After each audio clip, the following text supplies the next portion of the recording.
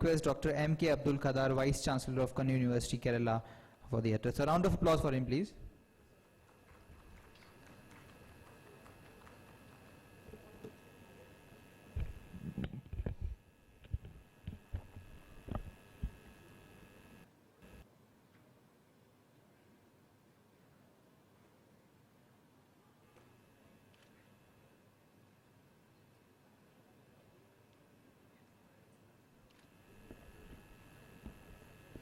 A very good evening to all of you, especially those who have been kind enough to be present during the last session of the day.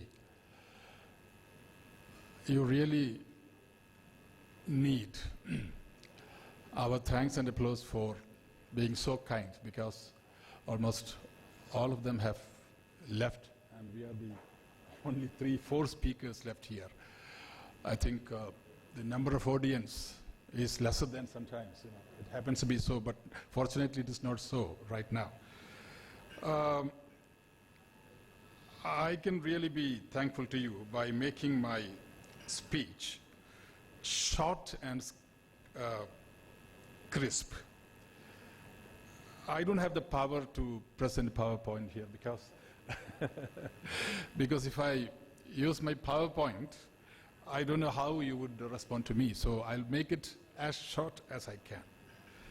See, the topic is PPP, Private-Public Participation in Higher Education. The very seminar, the very symposium, or the very convention, in fact, being organized here, justifies the relevance of PPP, or Private-Public Participation.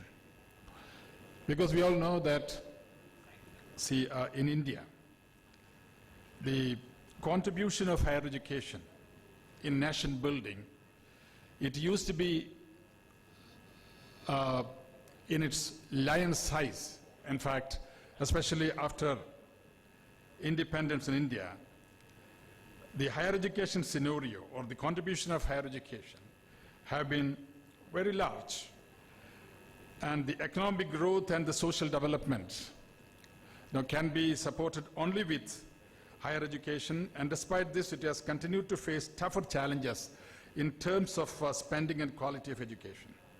I'm trying to make it as short as I can. So,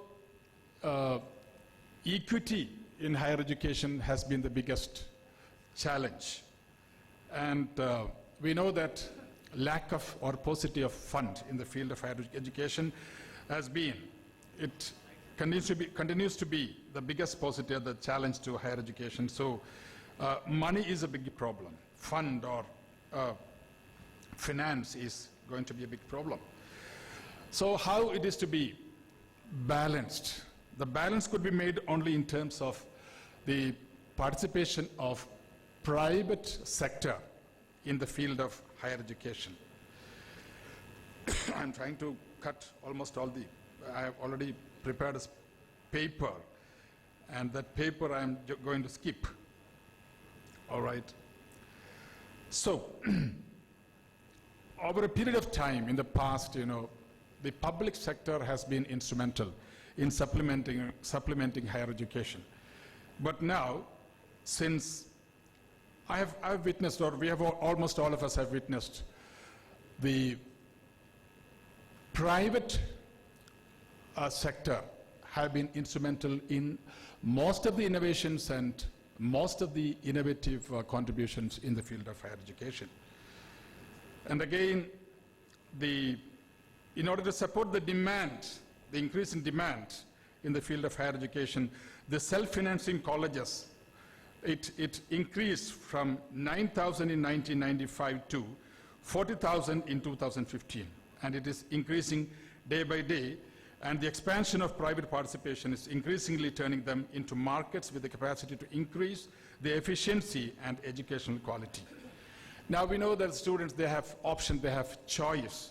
We cannot blame them for going to foreign countries and into higher education scenario, which are blooming in Western countries, especially in America and England. And when they walk out to other countries, we cannot blame them. They are ready to mark one more mile for getting quality education in foreign countries. And we know that more than 86% of the students who go to foreign countries, especially to US, they do not return to their home immediately following their graduation. And we call it brain drain, and it needs to be reversed for a brain gain for our homeland. In Kerala, we have got a successful model, like the government, they have come up with 50:50 ratio. That means 50% of the seats for government and 50% of the seats in the colleges and universities for the private sector. And this has, in fact, contributed much to the field of higher education, and we can set it as a model. So I think private-public partnership can act as a catalyst here to fulfill the dreams of our country, so that our higher education scenario can be blooming in times to come. I just read out only the 5% of the paper which I have prepared here. And you'll be happy with me because you have no idea about what I'm going to say. But still, I'm very happy that I've been very reasonable and was helpful in setting an example for my speakers who are yet to come. Thank you. Thank you a lot.